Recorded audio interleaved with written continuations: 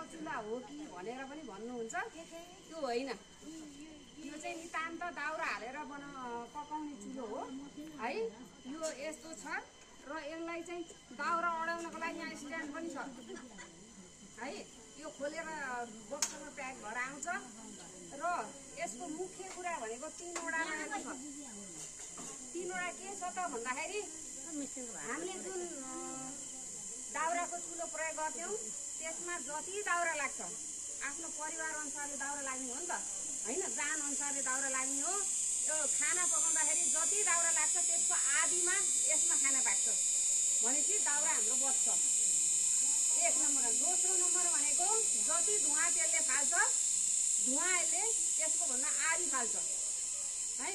अर्को कुरा, त्यसमा जति समय लाएर पाक्थ्यो त्योभन्दा छिटो पाक्छ यसमा। त्यही सिस्टमले बनाएछ। अथवा यसमा पङ्खा छ कि अथवा बिजुली जोड्नु पर्ने हो कि भनेर पनि सोध्नुहुन्छ बेला बेला, त्यसको बारेमा भन्छु केही जोड्नु पर्दैन। यसको सिस्टम यसरी बनाइएको हुन्छ। यसलाई चाहिँ सुरुमा बाल्ने बेलामा अलिकति अप्ठ्यारो छ। किन अप्ठ्यारो छ भन्ने कुरा नि बताइदिन्छु। किन भन्दाखेरि यसको भित्र जाली छ, हेर्नु है।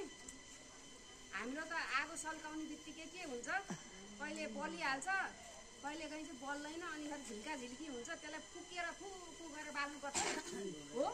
यसको त तपाईँको दाउरा माथि बस्छ, झिल्का तल बस्छ।